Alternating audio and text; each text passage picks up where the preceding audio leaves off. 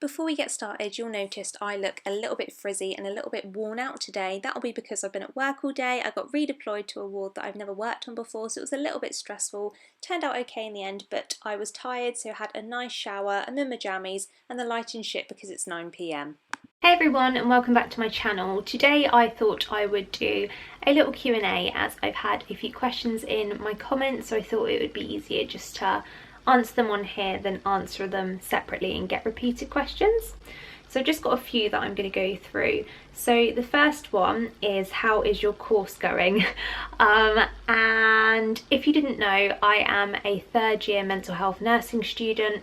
I'm just doing the BSc honours course, so I'm not doing a master's or anything. So this is my final year. I qualify hopefully in July, August time, and I will be a registered mental health nurse then. How is it going at the moment?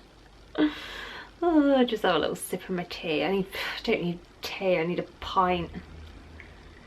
I guess the way to put it is it's going as well as it kind of can due to the current situation, obviously with coronavirus and everything. Honestly, our uni have been really good and have tried to give us the best learning and training still, even during a pandemic. But to be completely honest with you, it has affected learning, it's affected motivation, and it's affected grade outcomes. There's loads of things it's kind of affected. It's affected our practice placements.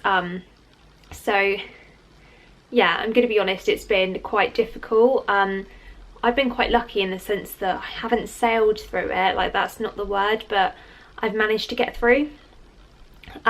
Regardless, like I'm lucky in the sense that I don't have children or any huge commitments like some of the other student nurses do, so I can just kind of get on with it and get on with my work. Like when the cafes were open, I just went over to a cafe and did my work. Obviously I didn't have children to kind of homeschool, and I have worked part-time as well. Funnily enough, it has been one of the most strange weeks of my life. So if you don't know, and if you are interested, then to be a nurse or a mental health nurse, you have to do 2,300 hours out in practice, so that's your placement. So for example, before Christmas I spent, I think it was 10 weeks with a liaison team. So they are a mental health team that work in A&E for if anyone is brought into hospital by ambulance or they self-present due to a mental health crisis. As well as that, if someone on a ward is presenting with some unusual behaviours or they're struggling with their mental health, then we would come over and assess them and make recommendations of the support we felt we needed, and also diagnose as well. So I did that for 10 weeks. So 10 times 37.5 hours, you get the picture. That's how you build up your hours. So we had that placement before Christmas, and then we had Christmas off. Obviously me and Liam work bank shifts as well as healthcare assistants in the trust we're doing our training in, because one, we need the money, and also it's really good experience. We just thought for the next few months we would be doing uni work and then going back out on our final placement on April until end of July, August. And then, I don't know if you are a fellow nursing student, you'd have probably got this news as well. The NMC, which is the Nursing and Midwifery Council, then made the decision that third years could go out into practice early. We wouldn't be supernumerary, so normally when you're on a placement you wouldn't get counted in the numbers. If you want me to talk more about this, I can in a separate video. I don't want to go into too much detail because I know not everyone's interested. But basically you'd go out on this placement now, you'd be a student nurse, but it's kind of an assistant practitioner job. You get paid as a band 4, so normally on a placement you don't get paid at all, so it's a bonus that you get paid, but you are counted in the numbers. So it may be that you don't get as many nursing experiences, because to do meds and injections etc you need to do that under supervision, and obviously if you're counted in the numbers they might not have the staff to oversee and support you to do that. So yeah, we got an email from our uni saying, would you like to opt in to help out with COVID? Basically that's the reason why the placements have come up, because as we know the NHS is really under pressure, and that doesn't only mean you know, your general hospitals, the mental health hospitals are really struggling as well. Obviously, you know, it's exacerbating people's mental illness, and also staff are off sick as well. So yeah, we've basically been drafted in. I have opted in for now. I've made the decision to do that, where I replied to the email saying yes, I'm interested in opting in. So we've got a meeting tomorrow. We had to opt in within 24 hours. Bear in mind, we got this email at like 6 p.m. at night, and all of us just like flooded each other with messages like, oh my god, I don't know what to do.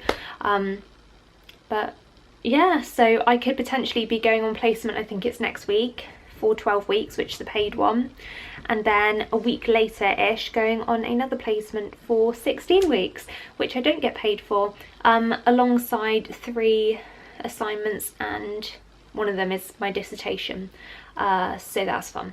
And I don't want to talk about it anymore, because now that I'm thinking about it, I'm like, oh my gosh, that's quite a lot of workload to do whilst working full-time. The next question is, why have you deleted all of your old videos? Was it for you or because of others? The reason that I didn't delete them, I put them on private, and the reason for that was because, not because I overshared, but because I'm going into a profession where you have to be a little bit careful of things that you put online, and as well, there are some things that I said in videos when I was unwell that I just don't have the same thoughts or values anymore, and I think, yeah, if you did find them helpful, I'm really sorry. I just don't think it's right really to have them up. That's not to say I won't talk about mental health and stuff, because I'm really passionate about it, hence why I'm going into the career that I'm going into. I'm just trying to be mindful of kind of the content that I put out there for myself and for others. Okay, the next question is, how often will you post videos? This is really difficult. I'm not committing to anything. I love making videos and I'll post as many as I can, but obviously the next few months I'm going to be working full time and being in the end of my degree. So we'll see. We're just going to have to see. What is your natural hair colour? This is a random question. This is here. You can't really see it that well, but this all here is bleached, and the darker stuff is my natural hair colour. It's like a mousy brown colour. I don't particularly like it, but I'm really trying to grow my hair out, hence why I'm still not straightening it, which is why it's a little bit bushy. The next question is, do you see a therapist? No. So if you didn't know, I saw a private therapist a few years ago, and then when I began my recovery from anorexia, once I was, you know, gaining weight and at a place where I could engage in therapy, I saw a therapist on the NHS for, I want to say, a year and a half, and it was very helpful. But no, I no longer see her, but I have a lot of tools that she's taught me, so yeah, lucky me basically. And the last random question, it actually made me laugh because it made me think of where I was a few years ago and where I am now. So random. It was like, do you like hot chocolate with milk or water better? Being completely honest, obviously milk. Like with water, I'm so, if you like it, that's fine, you do you. But hot chocolate with water, it's just so, for me, that was an eating disorder thing. Oh, I'll make it with water, I really like it, it's just as creamy. It's not, it's watery, it's not creamy. If I want a hot chocolate, I want the full shebang. I want full fat milk, or like a really nice, I tell you what's really nice, cashew milk. That makes a beautiful hot chocolate. I want one of the hot chocolates that you get in Chococo. I don't know if that, is Chococo a thing that's everywhere? I'm gonna have a look. Yes, it is. So if you've got a Chococo near you, you need to go there, because they make the most beautiful hot chocolates. They make them with proper like pure chocolate and hot milk, and it all melts in. You can have like cream, marshmallows, and if you're, just say, you know, you go to Starbucks and you get a drink with like salted caramel syrup in there, well, I think, was it before Christmas or after Christmas, me and Liam went to Chococo and I had a salted caramel hot chocolate and it had actual salted caramel in it. It was incredible. So that is the end of my little Q&A. I hope you enjoyed it. Short and sweet today.